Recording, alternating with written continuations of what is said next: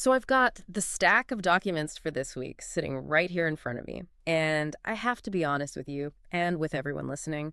This one was heavy. Huh. I mean, usually we're digging into tech trends or ancient mysteries, maybe some light espionage.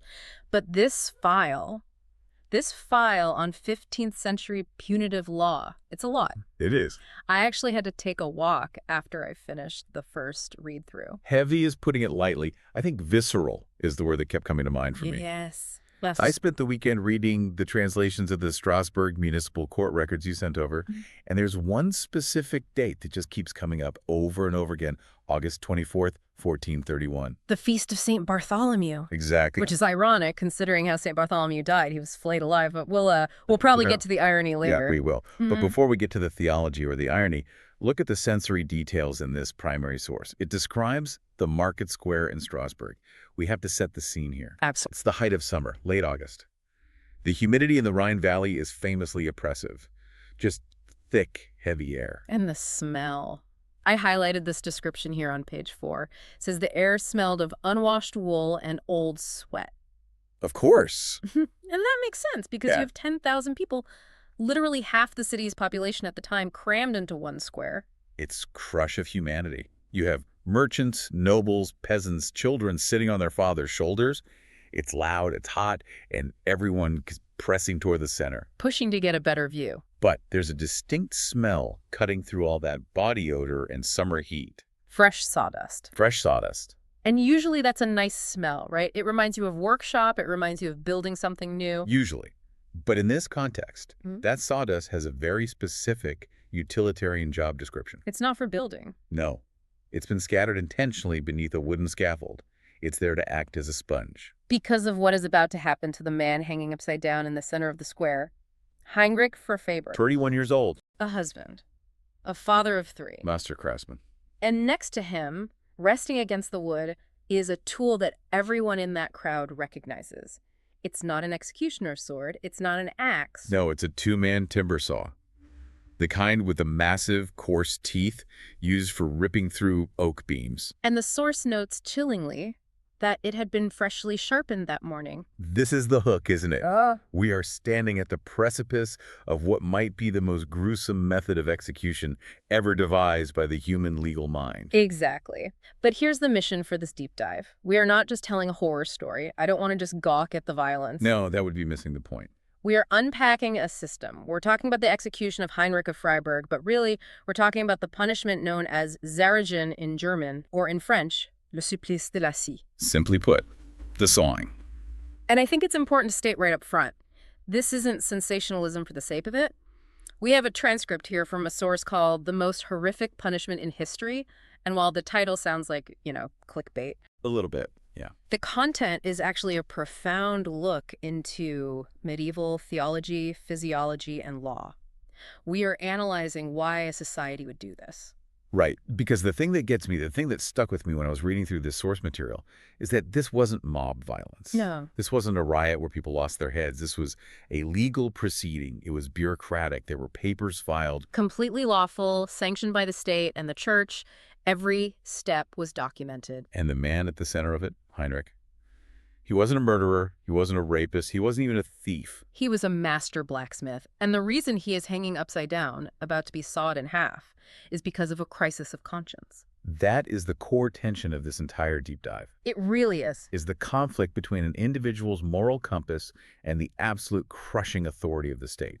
It's about what happens when a regular person says no to a power that doesn't understand the word. So let's unpack this properly. We need to understand who we are losing here. Who was Heinrich? Because before he was a body on a scaffold, he was a pretty prominent guy in Strasbourg. He was a pillar of the community, by all accounts. We're talking about a master blacksmith. In the 15th century, that is not a small thing. No, that's a serious title. Being a master meant you had passed through the apprenticeship, you had done your journeyman years, usually traveling to different cities to learn techniques, and you had produced a masterpiece, a piece of work judged by the guild elders to be accepted. And the guild isn't just a club, it's an economic engine, it's a political force. It's everything. The guild controls prices, quality, who can work and who can't. It's like a union and a regulatory body rolled into one. and Heinrich was a member in good standing. So he was respected. Very. He owned a house near the cathedral, which is prime real estate. He employed 2 journeymen and an apprentice in his forge. So he's a job creator. He's running a small business, essentially. Exactly. The tax records show he paid his dues on time. Church records show he attended Mass every Sunday. He even contributed to the city's defense fund when the walls needed repair. He sounds like the ideal citizen. He was. This was a man who played by the rules. He had a wife, Margaretha, and 3 kids. The source names them: Johannes, Katharina, and Peter. A family man, a respected businessman, the kind of guy you want living next door. So how does the ideal citizen end up in this nightmare scenario? Where does it go wrong? It starts with a request, well, a demand, really, from the Margrave of Baden, The local lord. the local power player. Yeah. It's 1431. The Holy Roman Empire is a patchwork of feuding territories. Local lords are constantly fighting for an edge, and this Margrave decides he wants to go to war. Okay. He sends an order to the Strasbourg guilds, specifically the metalworkers. I need 500 swords, 200 halberds, and a shipment of pole arms. And I need them in 90 days. And for a blacksmith, that's a huge contract. That's a year's worth of income, maybe more. That's security. It's a windfall. And most of the other smiths in the city fired up their forges immediately. It's an order from the Margrave. You do it, you take the money. But Heinrich, he paused. He looked at the political situation. He looked at where this army was marching, who they were going to fight, and he came to a conclusion. he made a judgment call. He did. He believed this was a war of aggression. Which, in his mind, made it a sin. Precisely. This is where theology meets the anvil. Heinrich was a devout man, and he believed in the concept of just war, which is a very old theological framework, From Augustine, right? traced back to Augustine, refined by Aquinas. It's a set of criteria. A war is only permissive if it's defensive or if it corrects a grave public wrong. It has to be a last resort. But he viewed this campaign as a land grab, Yeah, as bullying. exactly. He saw it as a powerful lord preying on a weaker neighbor. And he believed that if he made weapons for an unjust war, the blood of the innocents killed with those weapons would be on his hands. It would stain his soul. That is a fascinating and incredibly brave ethical stance for 1431.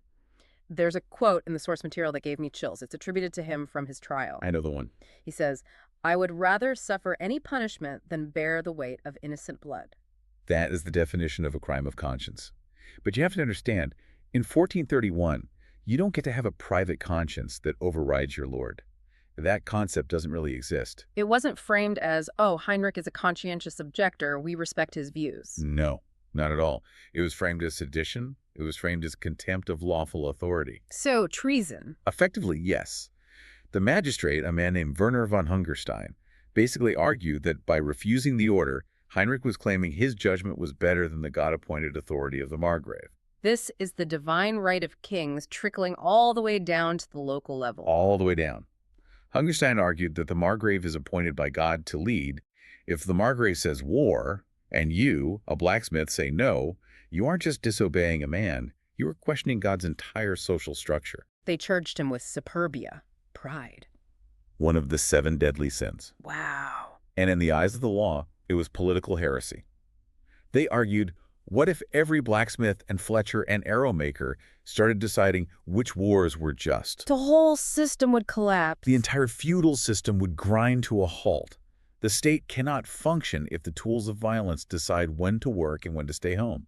It's terrifying how quickly it escalated. He went from a respected craftsman to a traitor in the blink of an eye. He was arrested, thrown in a dungeon, and put on trial. A trial where the outcome was never in doubt. And the sentence, I mean, I can't wrap my head around the leap from "I won't make swords" to "we're going to saw you in half." Why not just hang him? Why not just chop off his head? Those were common. Because it wasn't just about killing him. It was about making an example of him. It was about terror.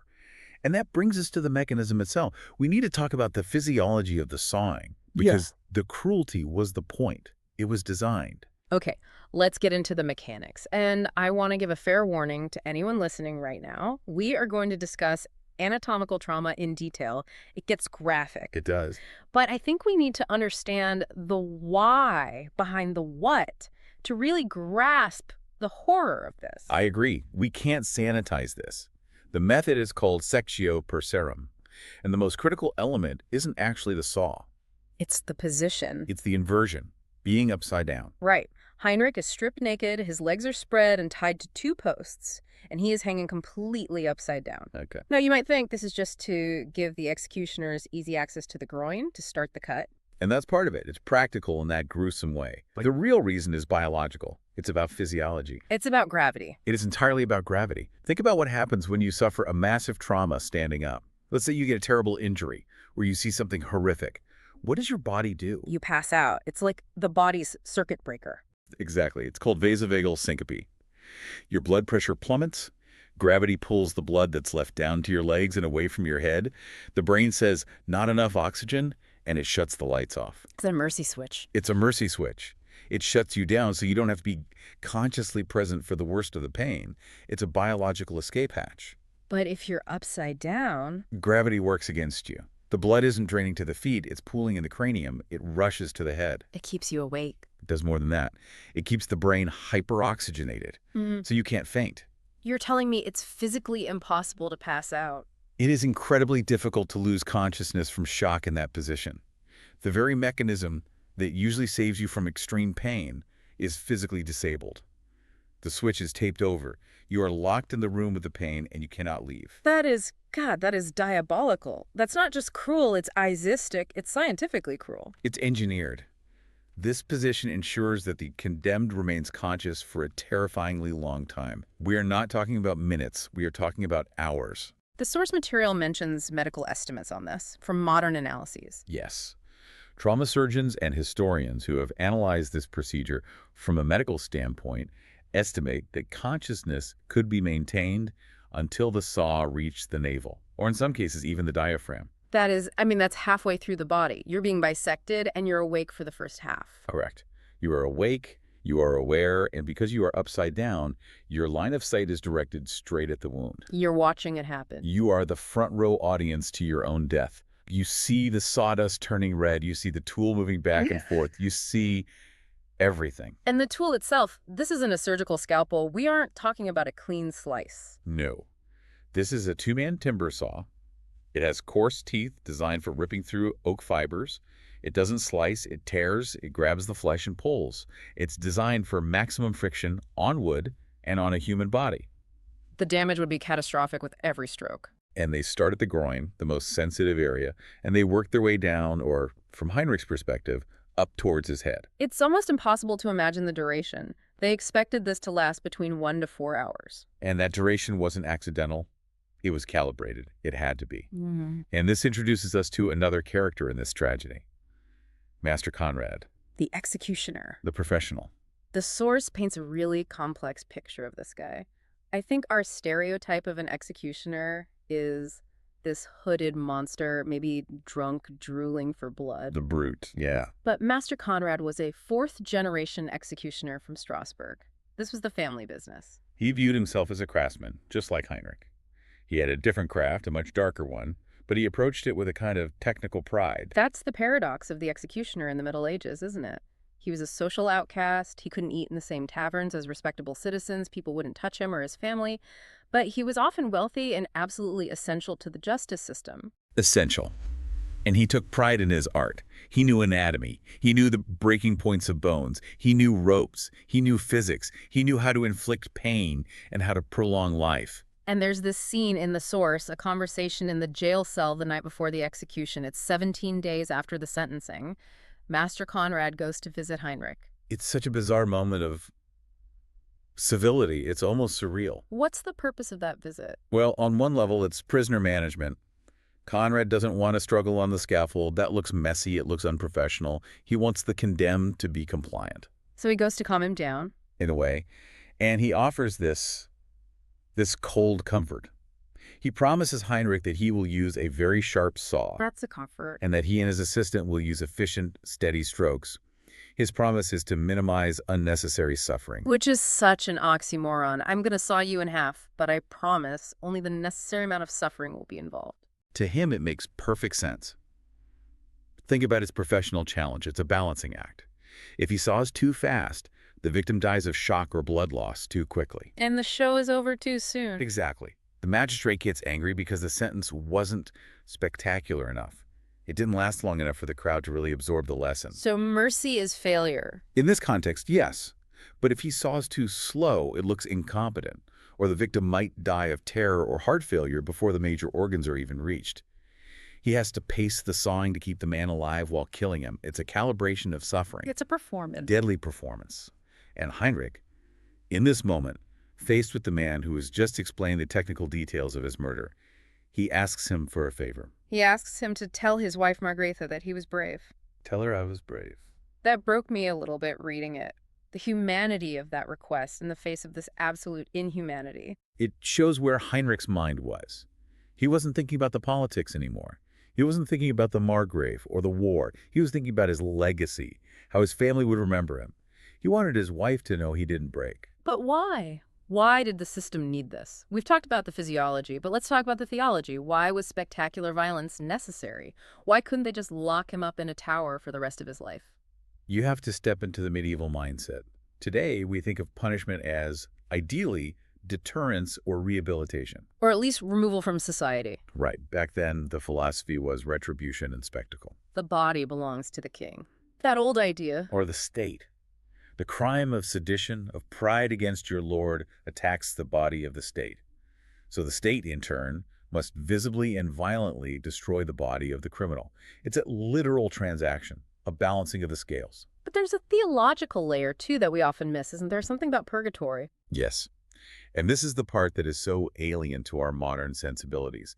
They genuinely believe that intense suffering in this life could reduce your time in purgatory. So, torturing him was technically doing him a favor for his soul. In their twisted theological logic, yes.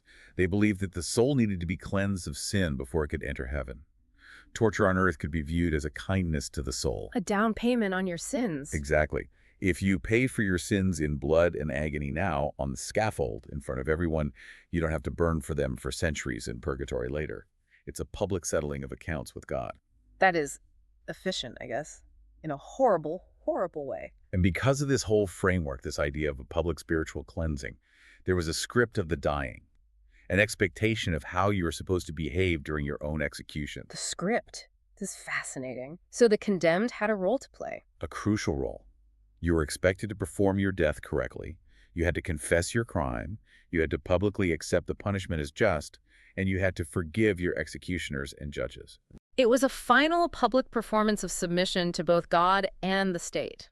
The ultimate act of contrition. And if you didn't, if you went off script, if you fought back or cursed the magistrate, If you died badly, cursing, screaming obscenities, denying your guilt to the very end, you could be denied a Christian burial. Your body would be thrown in a pit outside the city walls, unhallowed ground. which was a huge deal for them. A terrifying prospect. But worse, it meant social ruin for your family. They would be pariahs forever. Your wife and children would be tainted by your bad death. They couldn't do business, couldn't marry well. Your name would be a curse. So they held his family hostage, essentially. Die nicely or we ruin your wife and kids. Exactly, is the ultimate leverage. And this is where Heinrich does something absolutely incredible on the scaffold. He threads the needle. He modifies the script. He does. On the scaffold, right before they hoist him up, the magistrate Werner von Hungerstein formally asks if he accepts his sentence as just. Heinrich says, I forgive those who condemned me. Okay, so he checks that box. He checks that box. He then turns to Master Conrad and says he forgives his executioner. He checks that box too. Protecting his family. But then he says, I leave earthly judgment to those who must answer for their own decisions before God. Wow. So he refuses to say the sentence is just? He absolutely refuses. He Yeah. maintains his innocence without explicitly saying it. He puts the burden of sin back onto the magistrate and the Margrave. It's a final, quiet act of defiance. And it was subtle enough that they let it go. It was. He had performed enough of the script to protect his family's honor, but he did not break his own conscience. He went to his death unbowed, in his own way. So the stage is set. It's August 24th. The crowd is there, 10,000 strong, sweating in the heat. The magistrate, Werner von Hungerstein, is sitting in a special chair in the front row in his ceremonial robes, probably fanning himself. Heinrich has said his final words. He's hoisted up. He's inverted. The world turns upside down for him.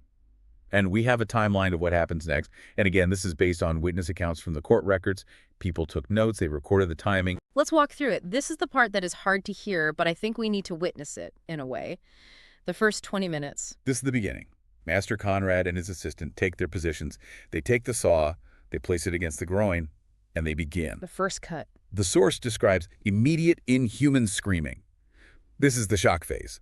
The body is reacting to massive catastrophic intrusion. Every nerve is firing. It is pure panic and unbelievable pain. But then the sound changes. The screaming doesn't last forever. No. Around the 20-minute mark to 45 minutes, the saw hits the pelvis. This is solid bone. The sound changes from the wet tearing of flesh to a hard grinding noise. The progress slows down significantly. Like sawing through wood, but it's a man. And it takes immense physical effort to saw through a human pelvis. And Heinrich's vocalizations, according to the records, turn from screaming to what witnesses called animalistic grunts. it's the sound of a man who has no more breath to scream. Or whose mind is starting to fracture from the overload of pain. But the inversion is working. He is still conscious. He is still feeling every single stroke. Then comes the abdomen 45 to 70 minutes in. This is the part that usually broke the crowd, the part where people would faint or vomit. The saw clears the pelvis and hits soft tissue again. The containment of the body is breached. The viscera. The intestines, the stomach, the liver, Yeah. they begin to spill out.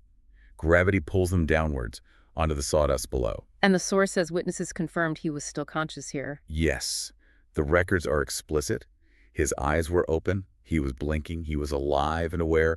And because he's inverted, he is watching his own disembowelment. He is seeing his insides sliding out of his body. I can't even... that is a level of horror that film can't capture. The psychological horror of watching yourself being unmade piece by piece. It gets worse. Around the 90-minute mark, they reach the diaphragm. This is the muscle that separates the abdomen from the chest. Once that is cut, the chest cavity is open to the air. Witnesses recorded seeing the lungs moving and the heart beating. An exposed, beating heart. Inside a living, conscious man. The heart is frantically pumping, trying to keep him alive, completely unaware that it is exposed to the summer air and the eyes of 10,000 people. And finally, death. Finally, the saw hits the sternum and then the heart itself. That is the end. Cardiac arrest follows immediately. Total time recorded, 117 minutes. Just under 2 hours. 2 hours of active, conscious dying. It's hard to breathe just hearing that. It really is. It should be hard to hear. It was designed to be breathless terror. It was designed to make everyone in that square think, I will never, ever disobey the Margrave. And yet, Heinrich wasn't the only one. The source talks about other victims, and this part was fascinating and tragic to me because it shows the injustice of biology. Right. The variability of suffering. We have records of other men who received the same sentence in the same region during this century. And it turns out your physical health played a cruel role in how long you suffered. Let's talk about Albrecht of Constance. He was a counterfeiter. Albrecht is an interesting case because he went off script. He died badly. He cursed the magistrate with his last breaths. As a result, he was denied a Christian burial. His family was shamed, but he died relatively quickly. Now, compare him to Conrad of Basel. Conrad was a poisoner. Yeah. He was, by all accounts, a physically very strong man. Young, athletic, powerful build, and that strength was his curse on the scaffold. How so? He lasted 2 hours and 15 minutes. He was conscious until the 90-minute mark because his heart was so strong it just kept pumping blood to his brain, despite the massive trauma and blood loss. His body fought too hard to stay alive. Whereas Georg of Mainz? Georg was a murderer, but he had been tortured on the rack for days beforehand as part of his interrogation. So he was already weak when he got to the scaffold. Very weak. He was already in shock. He died in 70 minutes. He suffered for almost an hour less than Conrad of Basel simply because he was less healthy. So being strong was a liability. Yeah. Being healthy meant you suffered more. Exactly. The system was brutal, but biology was indifferent. And then there's Friedrich of Speyer, the heretic. This one it almost defies medical explanation. Yeah, a singer. That image haunts me. Uh-huh. Friedrich of Speyer sang hymns for the first hour of his execution. While being sawed in half, he was singing. Witness accounts say his voice was clear and loud. He sang until the saw severed his diaphragm and took his breath away. What does that even tell us about the human mind? It speaks to the power of faith, or perhaps a profound psychological ability to dissociate from physical reality. He managed to separate his mind from his body while his body was being systematically destroyed. It's just incredible. But let's talk about the people who didn't die that day. Because one of the key takeaways from our source material is that the trauma didn't end when Heinrich's heart stopped beating. No, not at all. The execution is an event, but the trauma is a process. We have to look at the blast radius of this event. We have to look at Margaretha. Heinrich's wife. She stood there in the crowd. She watched. She watched the whole thing. And she had to. Why? Why would she subject herself to that? I can't imagine. Because if she wasn't there, it might look like she was ashamed of him. Or worse, that she shared his rebellious spirit. She had to perform the role of the grieving, penitent wife. And she had to be there for him. I think so.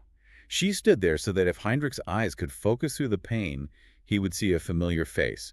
She wanted to be his anchor in that storm of agony. But imagine the cost of that. The source mentions she had nightmares for 34 years, until the day she died. They called it traumatic grief in the records, but today we'd call it severe, debilitating PTSD. She did remarry eventually. A widow with children had to, for economic survival. But friends and family said she was permanently diminished, like a part of her died in that square too. And the kids. They weren't there, thankfully, but they heard. They knew. The whole city knew what happened to their father. Johannes the eldest is a really interesting case study. He was a teenager when it happened. And after a few years, he reopened his father's forge. He became a blacksmith. That feels like a very deliberate choice, to pick up the same tools that were, in a way, the cause of his father's death. It's an act of defiance, I think. And he named his firstborn son Heinrich. That feels like quiet resistance. It is. It's refusing to let the name be erased. It's saying, you killed him, but you didn't kill his legacy. I'm putting his name back on the census. It's a powerful statement. But then you have Peter, the youngest. Peter didn't cope as well. No. The records are sparse, but they say he suffered from melancholy. We would probably call it severe depression today. He got into trouble with authority figures, drank heavily, and the records suggest he likely committed suicide at 32. Almost the same age his father was when he was executed. That's intergenerational trauma. It ripples outward. The state didn't just kill Heinrich. They fractured a family for generations. They planted a bomb in that family tree that kept exploding. And what about the wider society? The 10,000 people watching? We tend to have this idea that, oh, medieval people were just tougher. They're used to death and violence. That is a dangerous myth. They weren't tougher. They were traumatized. The psychological research mentioned in our sources suggests that this creates a culture of violence. How so? When you take children, put them on your shoulders and say, look at this. This is what happens to traitors. You are desensitizing them. You are teaching them that spectacular violence is the ultimate problem solver. It's the final answer. The source mentions that communities with regular public executions actually had higher rates of interpersonal violence later on. It's not a deterrent, it's a tutorial. You are lowering the collective capacity for empathy in your city. You're teaching them to be numb. Violence begets violence. So what about the bad guys? The magistrate? The executioner? Did they ever get their comeuppance? In a movie, they would die horribly. That's the hard, frustrating truth of history. Usually no. No cosmic justice. Very rarely. Master Conrad, the executioner, died in his bed at 72, a respected and wealthy man in his own strange circle. Werner von Hungerstein, the magistrate who condemned Heinrich, was promoted. He died honored, with a large funeral. Heinrich's name wasn't mentioned on his memorial. And the Margrave, the guy who wanted the swords for his unjust war in the first place. He fought his war. It accomplished very little, as those wars often did. Territory changed hands and then changed back a few years later. He died celebrated as a strong leader. History remembers the powerful. It forgets the principled unless we work to remember them. That is a tough pill to swallow. It really makes you question the whole arc of the moral universe bending towards justice thing. It's not a smooth arc. It's jagged, and it often bends the wrong way for a very long time. That's why we're telling this story, because if we don't, the erasure is complete. So when did it stop? When did society as a whole decide maybe we shouldn't saw people in half in the public square? It took a while, a long while. The last documented cases were in the 17th century, 1636, in the Holy Roman Empire, 1648 in France. Why then? Did we just suddenly get nicer? Did the Enlightenment just switch a light on in everyone's head? Not necessarily. Values changed, certainly. Thinkers like Beccaria started arguing against torture and capital punishment, but there was also a very practical reason. Diminishing returns. What do you mean? The authorities started to lose control of the spectacle. Crowds began getting rowdy. Sometimes, instead of being terrified, they sympathized with the victim. Right. If you torture someone too much, or for a cause the public secretly agrees with, the crowd turns on you. Exactly. It became a security risk to gather 10,000 angry, emotional people and show them the state, butchering someone who might be seen as a martyr. You don't have a deterrent anymore, you have a potential riot. So the state got smarter. This is a Foucault reference in the source. Yes, the philosopher Michel Foucault. He argues that in the 18th and 19th centuries, we moved from the spectacle of the body, public torture and execution, to the control of the mind. So prisons, Prisons, surveillance, timetables, discipline, the asylum. We hide the violence now. We don't put it in the market square. We put it behind concrete walls and razor wire. The impulse to control didn't disappear. It just changed its form. It became less visible. that brings us to the final thought, the provocative question that the source leaves us with and the one that's been sitting with me all week. Heinrich's story was lost for 600 years. We dug it up. But we are the descendants of that crowd. Our society grew out of that society. We are the people watching. And the haunting question is, every legal system is built on the bodies of those it destroys. When we look at our own justice system today, What are the saws we accept? What are the cruelties we tolerate because they are legal and necessary for order? We look back at 1431 and we say barbarians. It's easy to say that. but what will people in 2431 say about us? Exactly. Yeah. What punishment do we inflict now? What systems do we have in place that will make them sick to their stomachs? What seems normal to us now that will look like monstrous barbarism to them? That is something to sit with. It makes you look at the news, at our laws, at our prisons very differently. It should. We want you to remember Heinrich of Freiburg, not just as a victim, not just as a body on a scaffold, but as a man who said, "No, I will not." A man of conscience who drew a line in the sand, even though he knew, he must have known, what it would cost him. And remember the cost he paid for it. That's it for this deep dive. It was a heavy one, but an important one. Thanks for listening. Take care.